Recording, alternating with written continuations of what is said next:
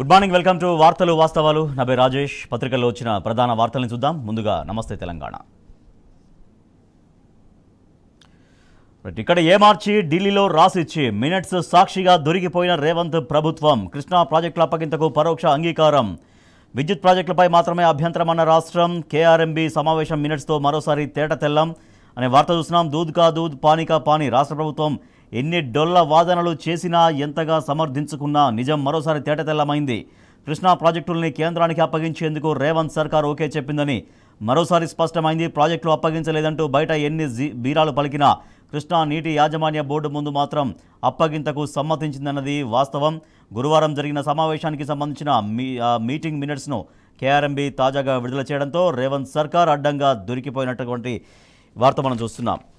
ప్రాజెక్టుల అప్పగింతపై తడబాటు KRMB చూసుకుంటుందన్న ENC Muralidhar మీడియాకు ముఖం చాటేసిన ఇరిగేషన్ ప్రిన్సిపల్ సెక్రటరీ. అదేవిధంగా లెఫ్ట్లో మనం చూస్తున్నాం. కేఆర్ఎంబీ చైర్మన్ ఆధ్వర్యంలో జరిగిన చర్చల్లో అవుట్లెట్లన్నీ కేఆర్ఎంబీకి అప్పగించితే వాటిని కేఆర్ఎంబీ నియంత్రిస్తుందని, ఇరు రాష్ట్రాల సిబ్బంది సమాన సంఖ్యలో వాటికి కాపలా ఉంటారని, సిబ్బంది కూడా కేఆర్ఎంబీకి జవాబుదారీగా ఉంటారని, వేతనాలు మాత్రం రాష్ట్ర ప్రభుత్వాలు చెల్లిస్తాయని నిర్ణయించారు. ఇది మినిట్స్లో స్వయంగా కేంద్ర ప్రభుత్వం రిలీజ్ చేసినటువంటి, జలశక్తి శాఖ రిలీజ్ చేసినటువంటి మినిట్స్ మనం క్లియర్గా చూస్తున్నాం. ప్రాజెక్టులు అప్పగించలే కానీ బోర్డే చూస్తుంది. కేఆర్ఎంబీకి ప్రాజెక్టుల అప్పగింతపై సర్కారు వింత వాదన.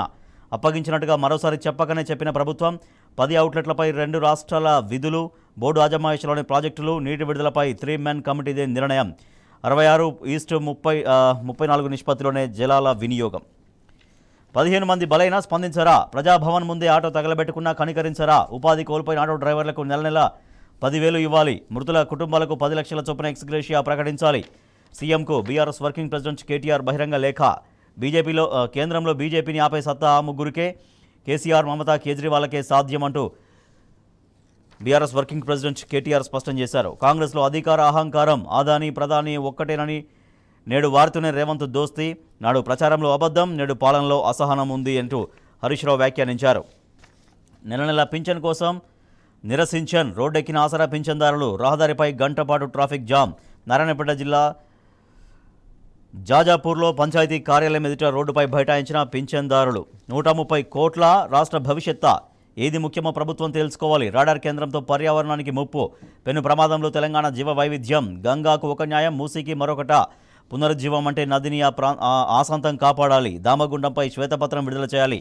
రాష్ట్ర ప్రభుత్వానికి పర్యావరణవేత్తల డిమాండ్. 10న ఓట్ ఆన్ అకౌంట్ బడ్జెట్. రేపు రాష్ట్ర కేబినెట్ సమావేశం.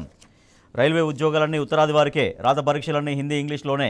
తెలుగు యువతకు తీవ్ర అన్యాయం. ఎంత మొత్తుకున్నా స్పందించని కేంద్రం.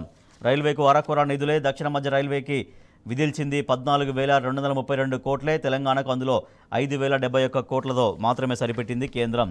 వర్సిటీల భూముల జోలికి వస్తే ఖబర్దార్, ఒక అంగుళమైన విడిచిపెట్టామంటూ యూనివర్సిటీ విద్యార్థులు ఆందోళన కొనసాగించారు. 50 రోజుల్లోనే రేవంత్ యూ టర్న్. అప్పుడే 14,000 కోట్ల అప్పులు, హామీలు అమలు చేయలేకపోతే ముక్కు నెలకు రాసి దిగిపోవాలి. వికారాబాద్ బీఆర్ఎస్ సమావేశంలో మాజీ మంత్రి వేముల ప్రశాంత్ రెడ్డి డిమాండ్ చేశారు. మోసానికి కేర్ ఆఫ్ కాంగ్రెస్. అమలు కాని 420 హామీలు. విదేశాల్లో తెలంగాణ పరువు తీసిన సీఎం రేవంత్ రెడ్డి అంటూ మాజీ మంత్రి సత్యవతి రాథోడ్ ఆగ్రహం వ్యక్తం చేశారు. కరీంనగర్ జిల్లా కొత్తపల్లి మండలం చింతకుంటలో నిర్వహించిన బీఆర్ఎస్ సమావేశంలో మాట్లాడారు వినోద్ కుమార్. చంద్రబాబు వైఎస్తోనే కాలేదు, వారి శిష్యులైన మీతోటి ఏమవుద్ది? బీఆర్ఎస్ను భూస్థాపితం చేయడం అసాధ్యమంటూ ఆయన మండిపడ్డారు వినోద్ కుమార్. దేశాన్ని విభజించండి, దక్షిణాదిని ప్రత్యేక దేశంగా ప్రకటించండి. కాంగ్రెస్ ఎంపీ డీకే సురేష్ వివాదాస్పద వ్యాఖ్యలు. నిధుల విషయంలో దక్షిణాదిపై వివక్ష ఉందని ఫైర్. కాంగ్రెస్ ఎంపీ వ్యాఖ్యలపై సర్వత్రా విమర్శలు.